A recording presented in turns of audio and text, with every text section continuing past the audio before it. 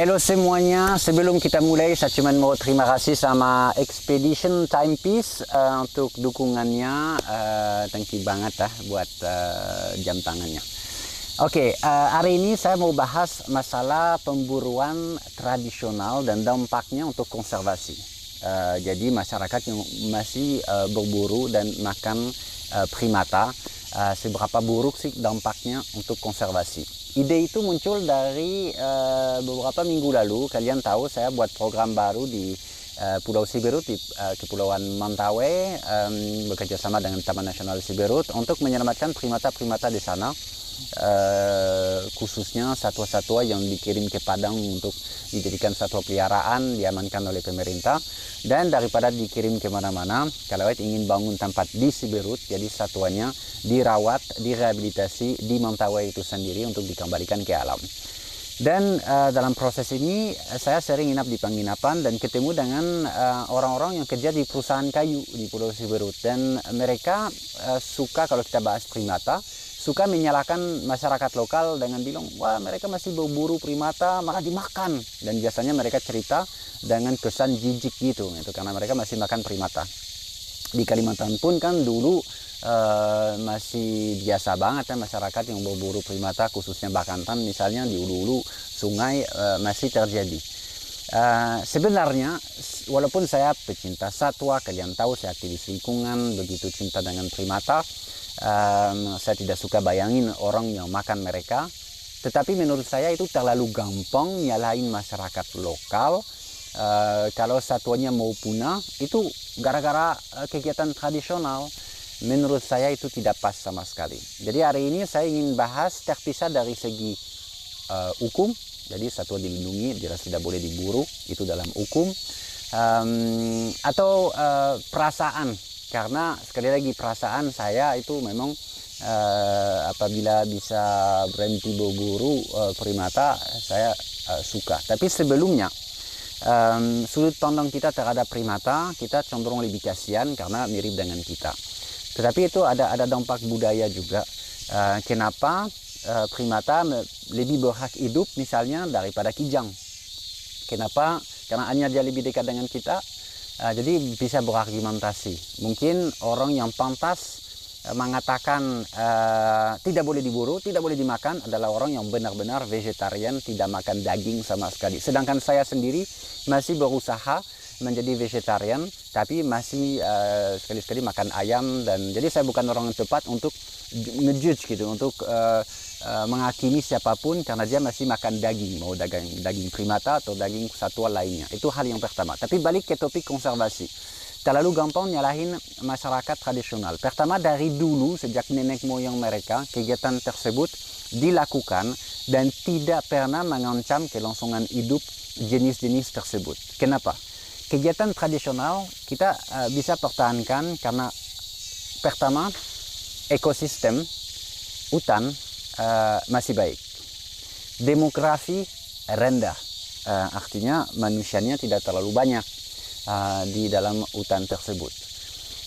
Alat yang dipakai untuk berburu masih bersifat tradisional. Dan sifat pemburuan itu juga tradisional. Jadi saya cuma menjelaskan.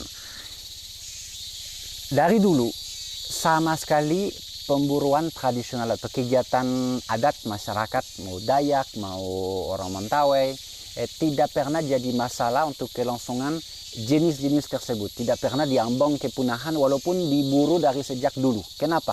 Karena waktu itu hutan masih baik. Cara berburu, misalnya di Mentawai pakai panah, di Kalimantan pakai sumpit. Sifat pemburuan tradisional yaitu karena hanya cukup untuk dikonsumsi, tidak ada sifat lain. Jadi benar-benar diburu untuk dikonsumsi, artinya berburu untuk bertahan hidup. Ini kegiatan-kegiatan tradisional, walaupun kadang juga tercampur dengan adat. Misalnya di Mentawai, kalau ada upacara tertentu, acara tertentu, akan ada acara pemburuan dan primata yang diambil dari hutan. Semua kegiatan-kegiatan tradisional itu tidak pernah mengganggu kelangsungan hidup jenis-jenis satwa yang ada di Mentawai, walaupun pulau-pulau kecil di sana maupun di Kalimantan. Jadi sama sekali tidak bisa menyalahkan masyarakat karena kebiasaan dari dulu. Mulai masalah pada saat orang mungkin tadi yang dari perusahaan kayu yang bercerita dengan jijik bahwa katanya masyarakat lokal bunuh primata. Sebenarnya karena adanya perusahaan kayu, kerusakan ekosistem. Jadi sumber permasalahan di situ. Kesulitan bagi satwa semua karena ekosistemnya rusak. Ditambah lagi di pulau-pulau hutan yang tersisa misalnya atau terfragmentasi, ditambah lagi kegiatan tradisional yang masih berlangsung. Masyarakat yang dari dulu lakukan hal itu, kalau mereka tetap lanjutkan di hutan yang sudah rusak, tentu saja populasi satuannya lebih sedikit, itu baru jadi masalah. Jadi kerusakan di ekosistem yang nomor satu. Habis itu kebiasaan tradisional seperti yang kita lihat di Kalimantan. Oh dari dulu kita berburu. Ya dari dulu berburu, tapi pakai apa? Pakai sumpit. Di Mentawai pakai panah, masih banyak pakai panah. Kalau dirubah dengan senapan angin atau senapan benaran, nggak adil lagi, tidak bisa disebut tradisional lagi karena yaitu alatnya udah berubah.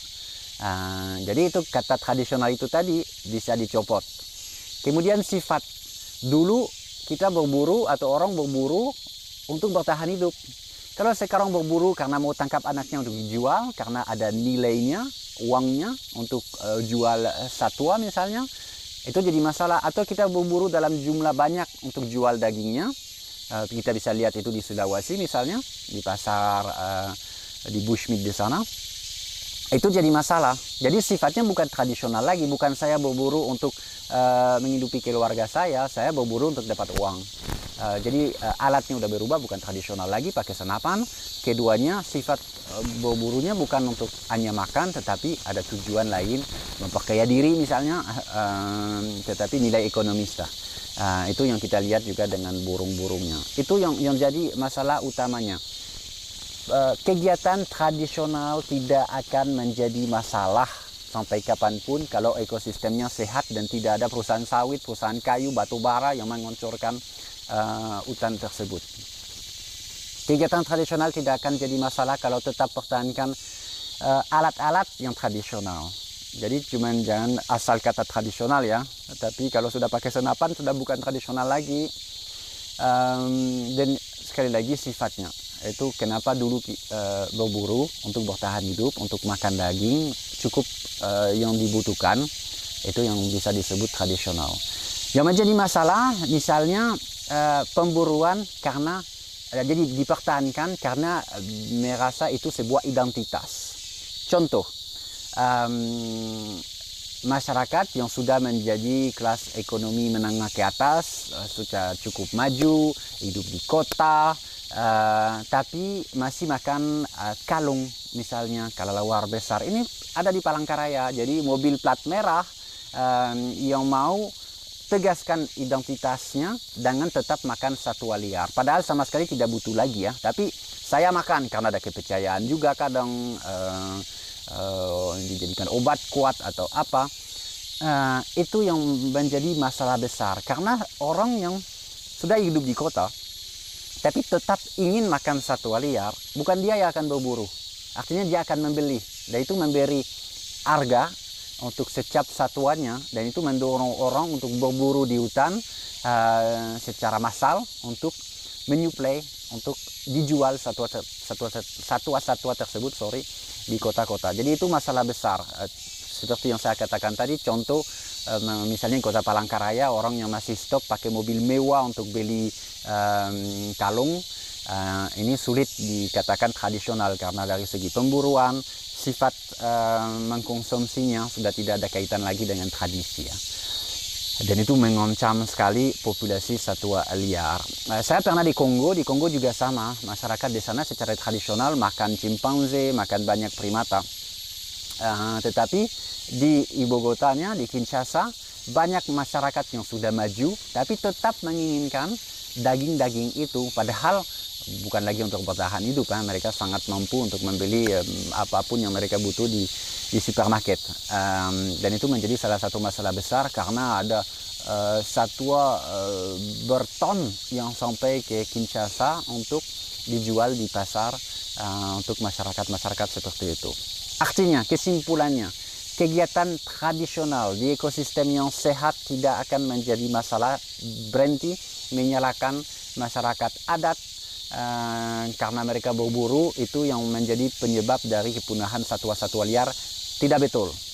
Jadi terpisah dari sudut pandang kita suka atau tidak membayangkan orang makan primata. Saya sudah jelasin, Candi sendiri kan gak suka. Tetapi kalau kita bahas konservasi, jangan nyalain masyarakat adat karena mereka berburu secara tradisional. Tetapi kalau masih berburu secara tradisional, harus 100% tradisional alatnya, sifatnya.